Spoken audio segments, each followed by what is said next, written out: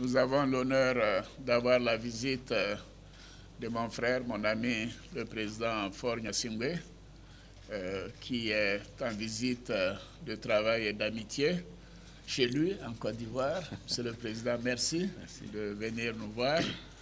Le président Faure Gnassingbé est le président de la conférence des chefs d'État de l'UEMOA. Donc à cette occasion d'échange, nous avons passé en revue la situation dans les différents pays de notre sous-région. Je lui ai parlé de la situation en Côte d'Ivoire et le président m'a également informé de l'évolution de la situation en République togolaise. Et le président m'a aussi confirmé sa participation à la fin de ce mois au sommet Union africaine, Union européenne, ce dont je vous remercie, Monsieur le Président. Merci. Donc nous aurons l'occasion de continuer ces échanges à cette occasion. Et merci d'avoir pris le temps de venir nous voir en Côte d'Ivoire. Merci, Monsieur le Président. Merci, Monsieur le Président. Merci de l'accueil et de l'hospitalité que vous nous réservez ce jour à Abidjan. Comme vous l'avez dit, je suis venu avec ma casquette de président en exercice de la conférence des chefs d'État et de gouvernement de la CEDEAO. Et c'est en prévision du prochain sommet qui aura lieu dans moins d'un mois maintenant, le 16 décembre. Donc j'ai voulu m'entretenir avec le président sur les différents dossiers que nous aurons à aborder au cours de ce sommet.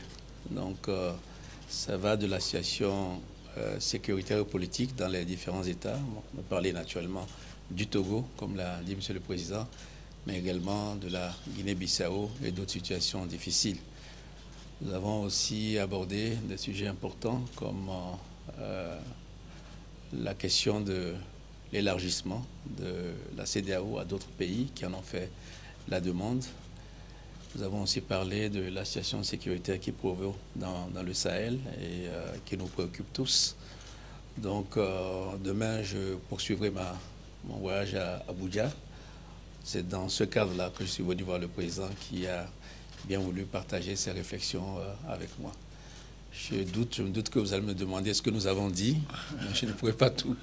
Je ne pourrai pas répondre comme vous le souhaitez. Vous ne serez pas satisfait parce que ce n'est que le début de ma tournée. Et il y aura d'autres développements après. Moi, je voulais rebondir sur l'une de vos casquettes en tant que chef d'État de la République du Togo. Je voulais savoir, concernant votre situation interne, à quand l'ouverture du dialogue politique au Togo et surtout, pensez-vous que le référendum est la solution aux réformes politiques? Merci. Je vais d'abord commencer par remercier le président parce que très tôt, il a exprimé sa préoccupation et son soutien au peuple togolais à travers ma modeste personne. Et depuis, il y a eu les développements que vous savez. Et naturellement, quelles que soient les situations, quelles que soient les évolutions, tout doit se terminer par le dialogue. Et ce dialogue est en cours de préparation. Pour dialoguer, il faut être deux. Donc, ma seule voix ne suffit pas.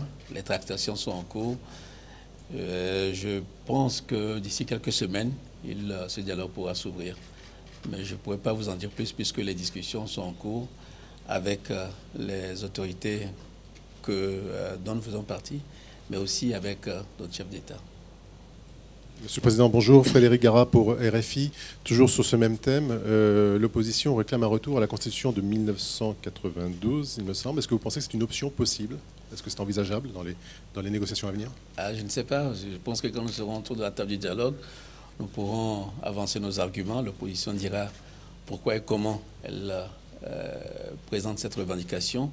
Et nous pourrons répondre, notamment le parti majoritaire pourra dire pourquoi il est contre ou il est pour. Mais en tout cas, la décision sera consensuelle. Vous avez été un acteur important avant l'élection présidentielle de 2015 au Togo. Vous avez parlé aux deux partis. Est-ce qu'aujourd'hui, après votre entretien avec votre frère, comme vous le désignez, on peut être rassuré que les choses vont se dérouler comme vous l'avez fait en 2015, où le président Faure Gnassingbé a été élu? Oui, mais nous sommes confiants, nous souhaitons la paix au Togo. Nous considérons que la paix dans la sous-région est quelque chose d'indispensable pour le développement économique et social. Et nous sommes engagés dans cette voie et le président Faure Gnassingbé est le président en exercice de la CEDEAO, de la conférence des chefs d'État. Et le Nigeria, bien sûr, est notre leader dans la sous-région. Et après nos entretiens, il s'entretiendra également demain avec le président Buhari. Et nous aurons non seulement fin novembre l'occasion de nous consulter, mais également en mi-décembre à l'occasion de la conférence des chefs d'État de la CEDEAO. Mais nous travaillons pour que la paix soit maintenue et même renforcée au Togo. Je vous remercie.